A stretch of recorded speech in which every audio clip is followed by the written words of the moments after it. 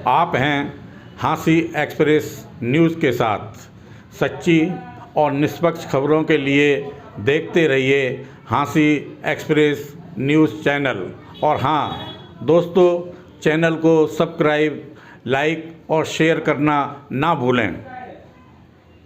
जिस प्रकार से भारतीय जनता पार्टी ने जिस मुद्दे को लेकर मुख्यमंत्री बदला, लेकिन उससे यही सामने नज़र आ रहा है कि जिस पिछड़ा वर्ग को लेकर पिछड़ा वर्ग का मुख्यमंत्री बनाने की बात भारतीय जनता पार्टी कर रही है, उन्हीं पिछड़ों का सबसे ज़्यादा अपमान भारतीय जनता पार्टी में हो रहा है।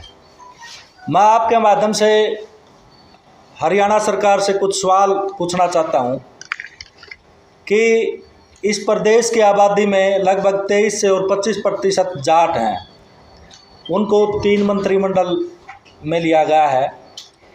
इस प्रदेश की आबादी में 5 से 6% पंजाबी समुदाय है, उनके भी 2 मंत्री बनाए गए हैं और 9.5 साल तक उनके समुदाय से मुख्यमंत्री रहे।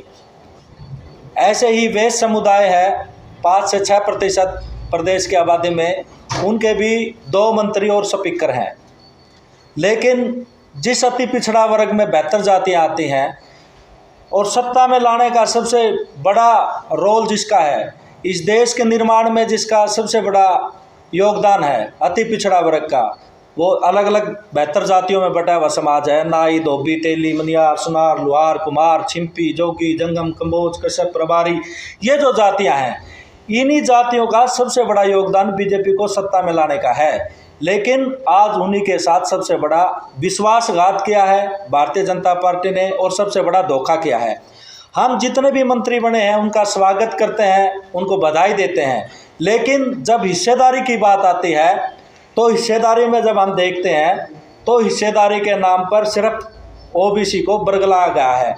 हमारे माननीय मुख्यमंत्री नए नवेले श्री नायब सिंह सैनी जी को मुख्यमंत्री बनाया, हम उसके लिए खुशी जाहिर करते हैं और उनको बधाई देते हैं। लेकिन जिस प्रकार से उनके साथ व्यवहार किया जा रहा है, मुझे तो यह भी लगता है कि शायद ही उनको मुख्यमंत्री निवास में जगह मिली है कि नहीं मिली, यह भी संशय है अभी। क्योंकि जिस प्रकार से होर्डिंग पोस्टर लगाए गए, वहाँ पर मुख्यमंत्री मनोहर लाल खट्टर जो पहले प्रदेश को संभालते थे उन्हीं को आगे रखा गया है। फिर बदलने का औचित्य क्या था जब उनकी कहीं चलनी नहीं थी, जब उनको नीचे दबा के ही रखना था, जब उनको इस प्रकार के वो करना था। तो ये भारतीय जनता पार्टी सीधा सीधा ओबीसी का अपमान कर रही है। और एक बात और मैं आपके संज्ञान में लाना चाहता हूँ, जिस सैन समाज के लिए एक बोर्ड बनाया गया था, हरियाणा केस क्लाइम कौशल विकास बोर्ड, वो बोर्ड बनाने का काम किया था आदरणीय चौधरी भूपेंद्र सिंह हुड्डा जी ने। और उस बोर्ड का जब नोटिफिकेशन जारी हुआ था उस वक्त, उसमें साफ स्पष्ट शब्दों में लिखा गया था कि ये इस बोर्ड के सदस्य, चेयरमैन, वाइस चेयरमैन सभी सैन समाज से संबंधित होंगे। लेकिन उसका चेयरमैन तो सैन समाज से लगाया गया, वाइस चेयरमैन में किसी अन्य जाति के व्यक्ति को लगाया गया है, जिससे पूरे सैन समाज का अपमान है और ये सैन समाज के साथ धोखा है। बहुत सारे लोगों के, सैन समाज के लोगों के फ़ोन आए कि ये सरकार क्या कर रही है। उनको भी मैंने यही बोला है कि आप अपने हकों के लिए लड़िए, उठिए। अगर आप अभी नहीं जागे, अगर अभी अभी आप सुरदास बने रहे तो आपके हकों पर डाका डालने का काम तो बीजेपी ने 9.5 साल के जब शुरुआत की थी उसी वक्त कर दिया था। लेकिन फिर भी आप अंधे बने हुए थे।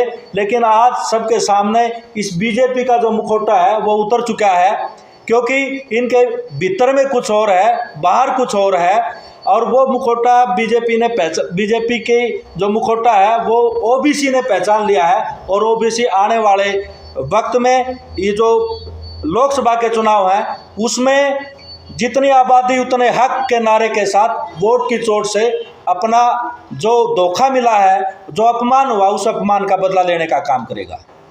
बीजेपी की रही बात, बीजेपी को कहीं ना कहीं ये था कि मनोहर लाल खट्टर जो है वो फैल साबित हो चुके हैं हरियाणा प्रदेश में।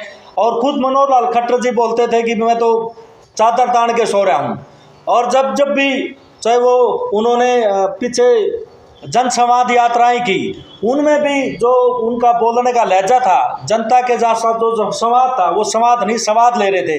कभी किसी महिला को अंतरिक्ष में भेजने की बात थी, चंद्रयान में टिकटें कटवाने की बात थी, कभी किसी जो एक लाचार महिला थी अपने बेटे को नशे में उसका बेटा अपनी जान दे चुका था, जब उसने नशे की बात करी तो उनको बोला गया कि आप किसी राजनीतिक पार्टी से ने भेज रखा है। तो इस तरह के जो उनके आ रही थी मुख से, ये परमपिता परमात्मा ही बुलवाता है, वो बिल्कुल फैल हो चुके थे। और उस फैल होने के उपरांत ही तो ये सिर्फ चेहरा बदला है, लेकिन आज भी मुख्यमंत्री ही चला रहा है। इस बात को प्रदेश की जनता अच्छी तरह से जानती है। ये